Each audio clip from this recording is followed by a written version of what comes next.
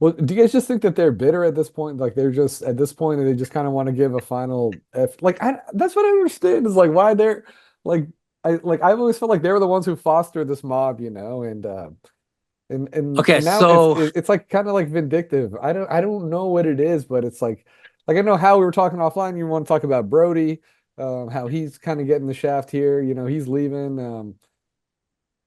I don't know. It's just it's really like ugly. It doesn't have to be like that. Like you could have class on the way out. Like so going back to 2021, they had massive headcount reductions, right? Chris Giles and his entire team, that was like right, were all 19, right? Or 18 or well, right 19 in going in during 2020, right?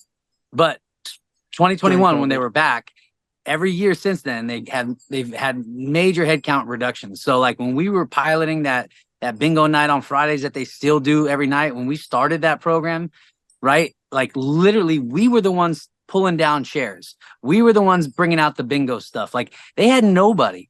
They had one person that was managing that whole program, and like so their entire departments were gutted. So they couldn't offer the type of fan experience, even at a bare minimum.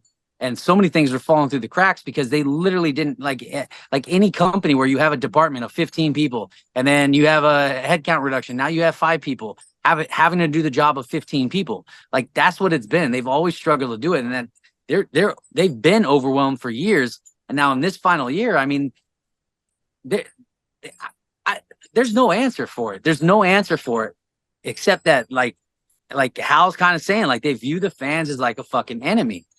You know what I mean? And because there's no justification for the treatment or lack of treatment that they're providing to the fan base and just the overall baseball experience. Like it shouldn't be acceptable in baseball. Brian, Like Brian, I'm sorry I have to butt in here again and have to remind you of their comment to the San Jose Mercury. We are, quote, we are committed to providing the best experience for our fans. And I won't be here and hear you malign that true and absolutely not bullshit comment. yeah, man, it's like it's a commitment, right? And it's one of the most ugliest relationships that we've been forced to be stuck in, right? And a lot of people have made the decision to leave the relationship, but for those of us still in the relationship, it's. I mean, this is the person that's cheating on us, basically saying, "Hey, I'm committed to giving you the best relationship you've ever had," while they're banging, like my best friend right in front of me or something like that. You know what I from mean? Like Sacramento, some girl from from Sacramento. Sacramento, yeah, yeah. And so everything they fucking do is just bullshit. Like they finally recognized that this was their final season in August by putting out that graphic. And then there's been no merch or anything associated with that for the fans that are still going to the games What about the pin, until dude? The thirty today, dollar that pin, dude. until today, until today, where it says if you spend $30 on this fucking horseshit merchandise that we just you go inside these the merch stands and everything like that, there's nothing left. So you got to figure out how to fucking spend $30 to get yourself a $10 pin that literally costs 20 cents or less to make. We make pins so we know how much they cost. Like it's a fucking mold with the sticker on it, and that's it.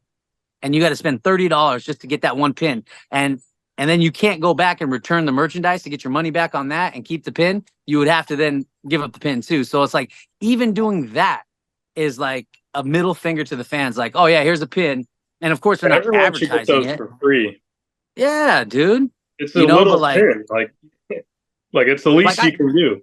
yeah, like I imagine this whole truce that, the executive front office wanted to make with me, like at the start of the year, before the year, and during the year, had something to do with like softening the blow of them leaving, right? And also us not dragging them like the way we've done, right? But like they had even that opportunity to meet with us and say, okay, what can we do, right, to somehow save face in this year? You know what I mean? And like we would like, for the sake of the fans, like we probably would have worked with them and said, like, this is what you need to do. This is what the fans want. You know what I mean? Because Yeah, for us, the fans are more important than our hatred towards John Fisher and all that, because the Coliseum and that experience means more to us than our hatred towards these John Fisher. Brian, you mentioned some type of truce. Like, can you explain a little bit more what happened there, who reached out, or what there was going to be a truce or whatever? Yeah, I can speak on in general Whatever what it you was, but can not give details. speak Yeah, about.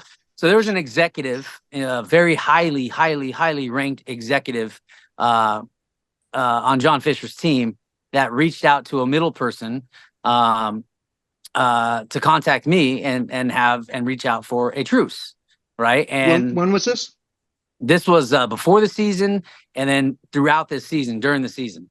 And so they wanted to have a truce, and they wanted to sit down in a room and come to some sort of agreement on how to handle this final year. Um, and so yeah, so I wrote down questions, because I was curious why that was being proposed, and I wrote down a list of things that the fan base would potentially want, right, and things that we specifically wanted, Like, what did you want? and oh, dude, dude, we have the list is like this long. So there's specific items, right, that we knew that were going to get thrown out. There's specific items. There's specific experiences that we wanted the fans to have an opportunity to have, right? Like what fan can say they've had a tour of the Coliseum? What fans can say that they went and they were able to get like, like there's tons of stuff, right? There's a lot of personal questions with our relationship and stuff that I wanted answers on, right? Like I wanted to know why they did what they did when MLB directed them to do something else with us. Like I want to know what the fuck was the problem and why my text and all that wasn't, responded to and emails and stuff like that. And yeah, so there was a lot of those questions, but then there was a lot of stuff, a lot of items, like I call it stadium archaeology, right? There's a lot of like things that some stuff we knew was going to get thrown out, some stuff we suspected that's going to get thrown out, but there's a lot of things that we wanted to make available to the fan base. Like we wanted an entire thing where we could literally almost gut that entire place and basically be selling off those artifacts, and then the proceeds could go to fucking wherever, charity, right? They can go to the A's Community Fund, or can fund a fucking Little League in Sacramento or fucking Las Vegas. I don't give a shit. The whole point is for fans, Oakland fans, to have an opportunity to take a piece of the Coliseum home with them. And so there was a lot of stuff like that. There was a lot of experiences that we wanted them to offer to the fan base and stuff like that, so they can experience the Coliseum on a more intimate level. Especially in the like final months, right? Imagine if you were able to basically tour the Coliseum, and then you were given like, pieces of the Coliseum, dirt from the Coliseum with like special like labels and stuff like that. Yeah. So a lot of things that it's like a send off, right? And So what happened? Why didn't we get all those things? crickets, bro. Crickets. I heard that they were scared I was gonna record the conversation. You know what I mean? Like we're fucking animals. You know what I mean? Like we had a reverse boycott. We had a Unite the Bay. We had another reverse boycott. We had a Fuck John Fisher Fest. We had a Fans Fest. We've had numerous events, and not a single recorded incident in any of those events. Nothing.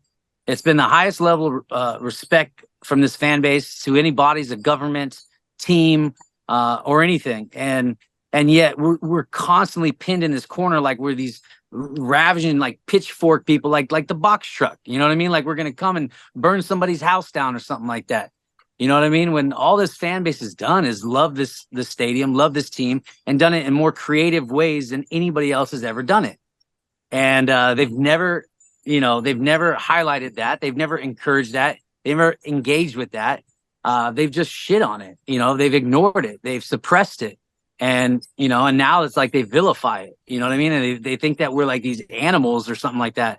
So I don't know. I mean, I haven't heard anything, so obviously there's only what, 7 games left. There ain't going to be no meeting or anything like that. 6 games after today. Yeah. So 6 fucking games. You got the Yankee series and the Ranger series, and that's it.